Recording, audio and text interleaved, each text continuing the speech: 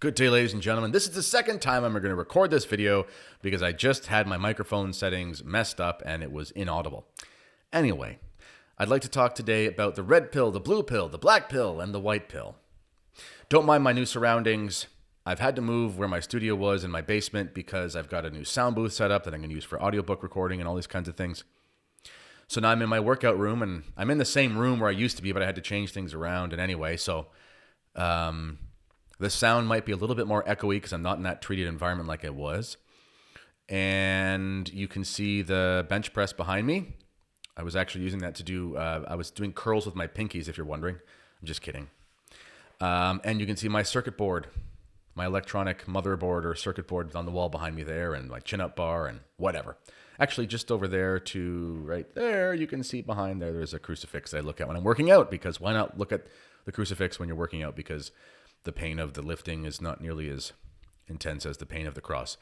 In any case, what is the red pill? What is the blue pill? Well, the red pill, if you've seen the movie The Matrix, this is a scene from that movie.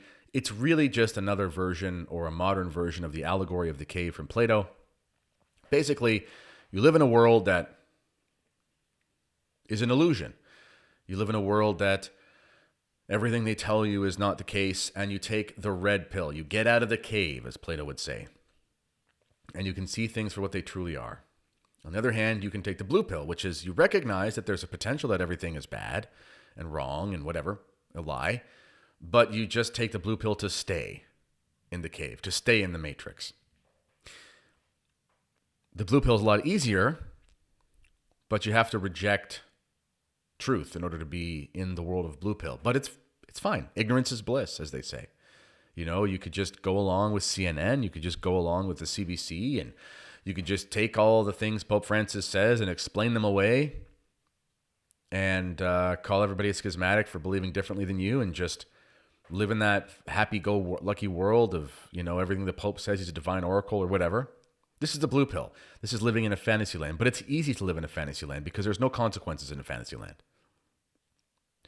On the other hand, the red pill is very difficult. For one, it puts you at odds with others because most people like the blue pill. Blue pill's simpler, isn't it? Living in a fantasy land is easier. Living addicted to the media and the pornography and video games and the narrative and the pop music and everything, this is easy because you just go along to get along. Follow the hordes. You know, I used to work at a late night restaurant when I was in university finishing my degree, and it was a place that sold burritos. Anyway, we would be open past the closing time for the bars in the university town I was in, and the bars would let out around 2:30 in the morning, and we were open until I think it was 4 o'clock. So everyone would, you know, pile in at, you know, like 3 o'clock or 2:45. They're all hammered and, you know, hungry and whatever. And I worked behind the counter. I was, you know, rolling burritos and putting them on the grill. I don't know if you've ever seen the show The Walking Dead. I'm not recommending it, but you can look up scenes of, like, you know, the way the zombies are. And they just sort of walk around and they're just in these, like, hordes of people. And I used to say that that's what it was like at the bar. Like, people walk in, you know, they're like half drunk or three-quarter or fully drunk, I guess. And they're just like reaching over the counter for their burritos, and like they walk away and eat it, and people look so stupid when they're drunk. But that's the blue pill. That's the blue pill life. Go get drunk on Saturday, get up, watch the news, go watch football at the pub, eat some chicken wings. You can obviously do those things without taking the blue pill, but you know what I'm saying. Watch CNN, get your booster. That's the blue pill, right? It's easy. Do what everybody says. Listen to Taylor Swift, whatever. The red pill makes you an enemy of a lot of people. Now, you do find great friends within the red pill communities, so to speak. But there is a danger to the red pill, just like there's a danger to the blue pill. Now, I'm not saying you should take the blue pill, and please do take the red pill if you haven't, but within the red pill community, let's say, within the red pill world, whether it's in the church or in secular society,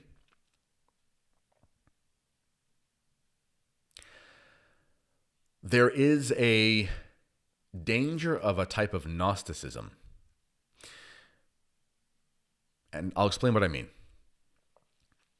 When you take the red pill, you start to realize that it's okay to be skeptical of things. It's okay to see that maybe they do rig elections, or Maybe the media is in cahoots with the government to push a narrative. And you start to read history books and you realize this has happened in every single civilization ever, and the mainstream narrative has always been the opposite of what's actually been true in these circumstances. There's nothing new. But it's one thing to take the red pill and kind of see through the nonsense. It's another thing to go so far that you take the black pill, where you not only are skeptical of the narrative, but you become, you are willing to believe almost anything else. So for example, I'm going to use a controversial example here, but bear with me. So we know pharmaceutical companies, this is what made the COVID thing so annoying, is that, in 2019, if you had to walk into a pub and you said, these dang pharmaceutical companies trying to get every man, woman, and child on pills just to take their money, everybody in the bar, whether they were conservative or liberal, would have raised their glass and said, hear, hear. And they tell you a story about some painkiller they were offered at their doctor they didn't need, and they'd have some story about it. Some terrible moment talking to an insurance company. Everyone would have a story because everyone knows this. Big, massive companies that sell you drugs aren't always ethical. What a shocker. But in any case, let's just say you're red-pilled to the pharmaceutical industry giants. That's good. That's good. But that doesn't mean that every single alternative care or every single alternative medicine or every single non-traditional remedy works. And people can be completely swept up by the proverbial snake oil salesman. Now, I'm a big fan of alternative remedies. I'm just saying there are snakes everywhere. And you can find people that get to the point where they're so skeptical of something like Big Pharma, where they're willing to believe anything that is the opposite. And there's no proof for this any more than there's proof of the blue pill stuff. But people begin to become sort of the photo negative or the mirror image of the person who's blue pilled, and they'll believe anything based on the authority that they've decided is correct. If the blue pill person watches the TV and says, I'm staying home for 2 years and wearing a mask because the TV says so, the person in the black pilled community says, I don't know, I'm preparing for food shortages that are coming in 6 weeks, and I don't need evidence because the person on my favorite Rumble TV show told me so. It's basically the opposite of that. It's kind of like that story, Chicken Little, the sky is falling. People are telling you the sky is falling for all different reasons. And they all think the person who believes it's falling for different reasons must be insane, but they're both saying the sky is falling. Anyway.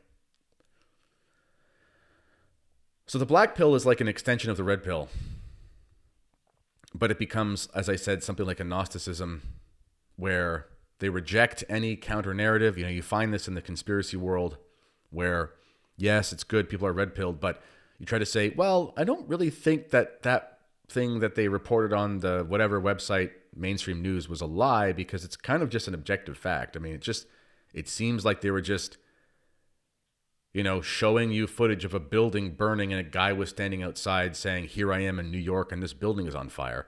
Well, the guy in the black pill will say, that's what they want you to believe. Why did they start that fire? And why was it lasers from the sky? Huh? That's the kind of stuff you get into. Or if you think anything that they're telling you is true, you must be counter opposition. You must be the controlled opposition. It becomes, as I said, the mirror image of the blue pill. It's just everyone who doesn't believe what I'm saying is an anti-vaxxer kind of thing, right? Wasn't that annoying when it came from the left? If you said, I didn't want to take a vaccine that was 15 minutes old, well, you must hate science. It's like, I don't hate science. I just don't like things that aren't, haven't stood the test of time. Call me crazy. I'd like to have a little bit more time to make this decision. The same thing happens in the black pill community. It's just the opposite of that. So what is the white pill? Well, The white pill is essentially you recognize that things are rigged. You recognize that there's as the prophet Michael Scott would say, insurmountable obstacles. You recognize that, yeah, there really isn't much you can do about your government, the problems in the church, and so forth. But the white pill is you recognize that ultimately it is God who is in charge, and God has ordained it to be this way because we have been chosen to live in this time, to rely on his almighty power, so that we can partake in the miraculous and impossible renewal that only God can bring about. You know, we all like to watch movies where it's like one man versus a whole organized crime syndicate, or, you know, the impossible miracle story of the team that was never supposed to win and they beat the Soviets, like the actual movie Miracle about the hockey team. We all love these things. We all love to watch these movies where there's no possible way that so-and-so is going to escape, and he's the last one alive, and somehow he survives, and he ends up saving the, civilization. And the thing that we love about those movies is that it is impossible. And by some miracle, 1 in a million, he does it.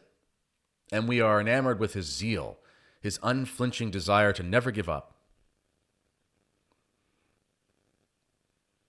That's what the white pill is. God has written the story, and we get to be part of the impossible ending that even Satan couldn't see coming. Maybe we'll live to see it. Maybe we'll be the ones who lay the groundwork. Maybe it'll be our grandchildren. But don't take the black pill. Don't go that far. Don't take the blue pill. But once you've been red-pilled and you recognize that there really are problems, don't fall into a one-size-fits-all fixism, but instead recognize the providence of God so that your suffering in this time can be what is used to merit the impossible renewal that brings about a restoration of all things in Christ. As always, let me know what you think in the comments. This has been the Kennedy Report. Until next time, God bless.